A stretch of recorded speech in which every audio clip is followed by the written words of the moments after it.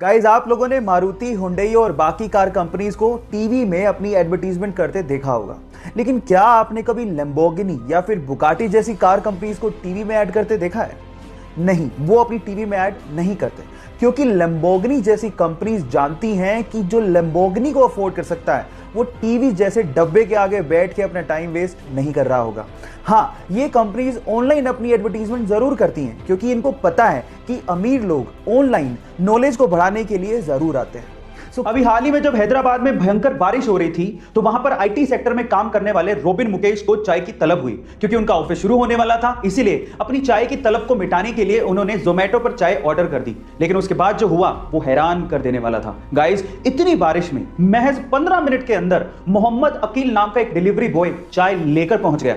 जब रोबिन ने अकील को देखा तो वो पूरी तरह से भीगा हुआ था। इतनी मेहनत देख के रोबिन ने अकील के लिए फंड रेज करना शुरू किया और देखते ही देखते 73,000 रुपया इकट्ठा हो गया, जिसमें से 30,000 रुपया एक अमेरिकी महिला ने डोनेट किया था। गाइस, अब इतनी मेहनत अगर कोई करेगा तो ये इनाम तो बनता ही है। हमें भी इन डिलीवरी बॉयज की हमेशा रिस्पेक्ट करनी चाहिए, जो कि बिना मौसम देखे आपके पेट की भूख मिटाते हैं। गाइस, बॉलीवुड के जैसे ही साउथ इंडियन फिल्म इंडस्ट्री को टॉलीवुड कहा जाता है, और महेश बाबू टॉलीवुड फिल्म इंडस्ट्री के प्रिंस कहलाते हैं। गाइस, उनका बहुत ही ह्यूज फैन बेस है साउथ इंडियन इंडस्ट्री में।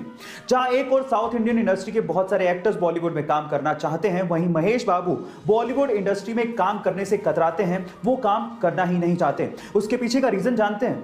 महेश बाबू का यह मानना है कि टॉलीवुड इंडस्ट्री में वो सब कुछ है जो बॉलीवुड फिल्म इंडस्ट्री में है ही नहीं। इवन संभावनाएं टॉलीवुड फिल्म इंडस्ट्री में बहुत ज्यादा हैं, और उनका यह भी मानना है कि जब टॉलीवुड में वो प्रिंस हैं तो बॉलीवुड में वो बिगनर की तरह रोल्स के भीख क्यों मांगे। गाइस, इसको कहते हैं एटीट्यूड। आपकी घटना घटी औरंगाबाद में, जहां पर एक 22 साल की महिला ने 2 जुड़वा बच्चों को जन्म दिया, लेकिन कुछ कॉम्प्लिकेशंस की वजह से खून का बहना बंद ही नहीं हो रहा था। डॉक्टर्स ने सब कुछ ट्राई कर लिया, लेकिन खून का बहना नहीं रुका।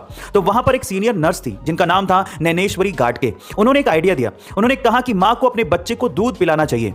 अब ऐसी अवस्था में अपने बच्चे को दूध पिलाना सबको एक अजीब सा आइडिया लगा, लेकिन फिर भी जैसे ही मां ने बच्चे को दूध पिलाना शुरू किया, उस मां की ब्लीडिंग रुक गई। पर सवाल यह था कि ऐसा कैसे हो गया? ऐसा इसलिए हुआ क्योंकि दूध पिलाने से ऑक्सीटोसिन नाम का एक हार्मोन रिलीज होता है, जिससे खून के थक्के जमने लगते हैं, और फाइनली इसी वजह से उस महिला की ब्लीडिंग रुक गई। ये उस नर्स का 11 साल का एक्सपीरियंस और प्रेजेंस ऑफ माइंड था, जिसकी वजह से मां की जान बचाई जा सकी। गाइस, आप बड़ी बड़ी कंपनियों के सीईओ सैलरी के नाम पर सिर्फ $1 ही लेते हैं, जैसे कि फेसबुक के मार्क जकरबर्ग, टेस्ला और स्पेसएक्स के एलोन मस्क और इंफोसिस के नारायण मूर्ति।